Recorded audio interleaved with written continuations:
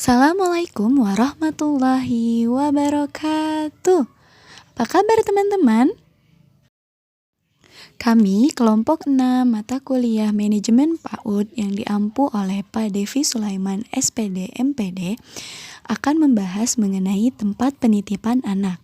Kelompok kami beranggotakan Anissa Nurhilal, Fuji Faujiah Ramdhani, Elizabeth Rabora, Mareta Iin Wijayanti, Nuni Nursintani, dan Widegdo Diriansyah. Sudah siap? Ayo kita mulai dari pembahasan pertama. Saya di sini ingin menjelaskan apa pengertian tempat penitipan anak tersebut. Salah satu bentuk PAUD non formal dengan fungsi ganda yaitu layanan pengasuhan dan layanan pendidikan. Lembaga ini salah satu bentuk pendidikan anak usia dini yang disebut PAUD yang secara tegas diamatkan oleh Undang-Undang Nomor 20 Tahun 2003 tentang Sistem Pendidikan Nasional. Nah, PAUD non formal ini, para pengajar PAUD non formal tidak dianggap sebagai guru. Nah, PAUD non formal ini hanya mempunyai ijazah SMA. Kalau PAUD informal itu dia mempunyai ijazah S1. Kalau pendidikan informal.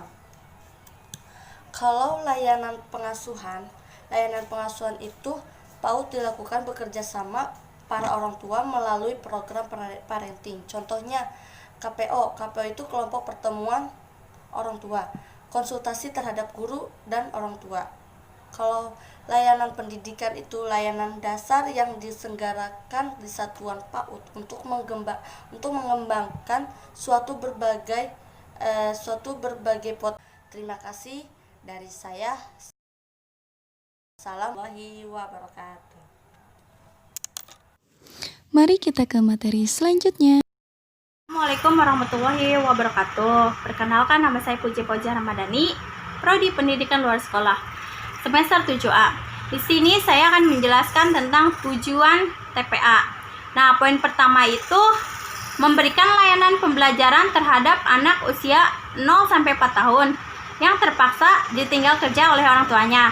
Nah, jadi upaya untuk membentuk kualitas fisik seorang anak itu melalui upaya pemeliharaan, kesehatan, peningkatan mutu gizi, aktivitas jasmani agar daya tahan kedisiplinannya tuh lebih meningkat lagi. Contohnya kayak mengarah, mengasih, dan mengasuh. Nah, poin kedua itu memberikan layanan terkait dengan suatu perkembangan anak. Nah, jadi tujuannya tuh untuk memfasilitasi tumbuh kembangnya seorang anak dalam lingkungan secara kondusif dan nyaman. Nah, jadi melalui pengasuhan itu, perawatan, pembimbingan, dan proses lingkungan sosialnya agar dapat terjaminnya kelangsungan hidup. Assalamualaikum warahmatullahi wabarakatuh. Mari kita lanjut ke materi ketiga. Nama saya Elizabeth Labora. Di sini saya akan menjelaskan 4 dasar filsafat pendidikan yang ada di TPA. Yang pertama itu ada tempa. Tempa adalah upaya untuk meningkatkan kualitas fisik pada anak. Nah, upaya apa saja untuk meningkatkan kualitas fisik pada anak? Yang pertama ada pemeliharaan gizi. Yang kedua, peningkatan mutu gizi. Yang ketiga, olahraga secara teratur. Yang keempat, aktivitas secara jasmani. Kedua itu ada asah. Asah itu adalah dukungan yang diberikan pada anak untuk belajar melalui bermain yang bertujuan untuk mengembangkan seluruh potensi mereka. Lalu yang ketiga itu adalah ASI. ASI itu adalah pemenuhan kebutuhan yang diberikan pada anak untuk mendapat perlindungan dari pengaruh yang dapat merugikan perkembangan dan pertumbuhan anak. Nah, yang keempat, yang terakhir itu adalah asuh. Asuh adalah proses pembiasaan yang dilakukan secara konsisten untuk membentuk jati diri, perilaku, dan kualitas kepribadian anak. Masih semangat? Mari kita lanjut ke materi keempat. 5 dasar hukum TPA. Yang pertama Undang-Undang 1945, yang kedua Undang-Undang Nomor 4 Tahun 1974 mengenai kesejahteraan anak. Yang ketiga adalah Undang-Undang Nomor 23 Tahun 2002 mengenai perlindungan anak. Yang keempat adalah Undang-Undang Nomor 20 Tahun 2003 mengenai Sistem Pendidikan Nasional. Yang terakhir adalah PP Nomor 19 Tahun 2005 mengenai Standar Pendidikan Nasional. Selanjutnya kita ke materi kelima. Saya Nuni Nursintani, saya akan menjelaskan mengenai prinsip-prinsip dasar pengembangan kurikulum tempat penitipan anak. Yang pertama, kurikulum di tempat penitipan anak bersifat komprehensif, yaitu bersifat menyeluruh atau dapat berkaitan dengan berbagai aspek. Yang kedua adalah perkembangannya secara bertahap. Jadi berkembangnya tidak langsung tetapi bertahap. Kemudian perlu melibatkan orang tua sebagai pendidik utama. Jadi bukan guru pendidik utama akan tetapi orang tua. Lalu kemudian melayani kebutuhan anak. Kemudian mengembangkan standar kompetensi anak sebagai upaya menyiapkan lingkungan belajar anak seperti pengembangan hobi, pengembangan bakat-bakat anak, manajemen sumber daya manusia yang terlibat dalam lembaga-lembaga pendidikan anak usia dini.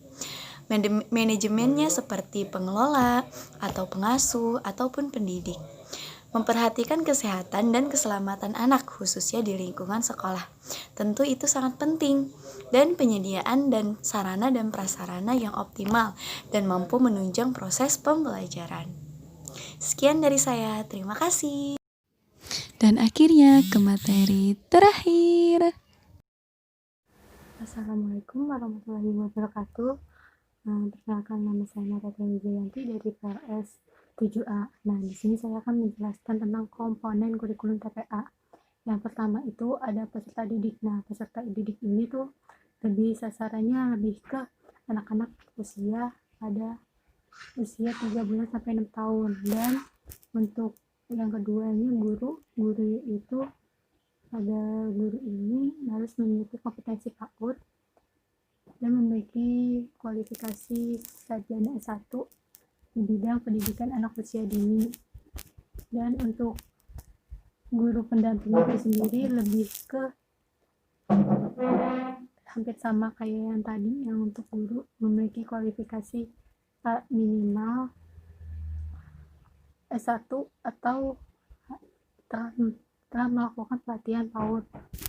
Dan untuk pengasuhnya sendiri minimal lulusannya itu harus SMA sederajat. Dan untuk pengelolanya itu sendiri harus mempunyai kualifikasi lulusan SMA dan mempunyai sertifikat PAUD dan berpengalaman menjadi guru PAUD selama minimal 2 tahun. Dan untuk pengelolaan kegiatan layanan PAUD dan berpengalaman menjadi guru PAUD selama minimal 2 tahun. Dan untuk pengelolaan kegiatan layanan, yang pertama pengelompokan peserta. Nah, pengelompokan peserta itu dari usia 3 bulan sampai 2 tahun, kelompok usia 2 tahun sampai 4 tahun, atau 4 sampai 6 tahun. Jumlah dalam kelompoknya pun disesuaikan dengan guru pendamping atau pengasuhnya. Lalu untuk alokasi waktunya tergantung disesuaikan kebutuhan pada di lapangan tersebut.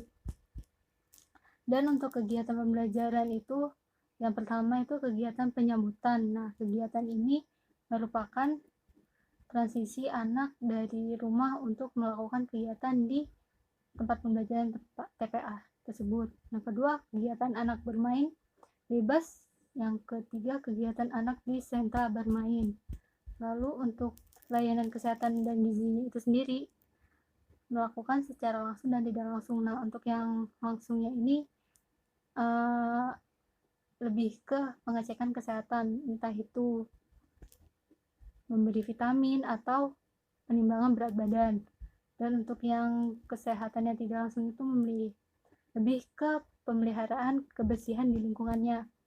Nah, layanan gizinya ini lebih ke dilakukan dalam rangka pemenuhan kebutuhan gizi yang seimbang pada saat di tempat penitipan anak tersebut. Nah, untuk indikator keberhasilannya ini, yang pertama tingkat kehadiran peserta didik, guru, pendamping atau pengasuhnya, terus program berjalannya sesuai visi misi, lalu memiliki rasio pendidiknya yang dengan tepat, status kualifikasi pendidik atau pengasuh minimal mencapai yang tertentu dan memiliki kurikulum, perencanaan, program, hasil, perkembangan, dan administrasi dengan baik. Itu saja yang bisa saya jelaskan. Kurang lebihnya mohon maaf. Wabillahi taufiq wal hidayah. Wassalamualaikum warahmatullahi wabarakatuh.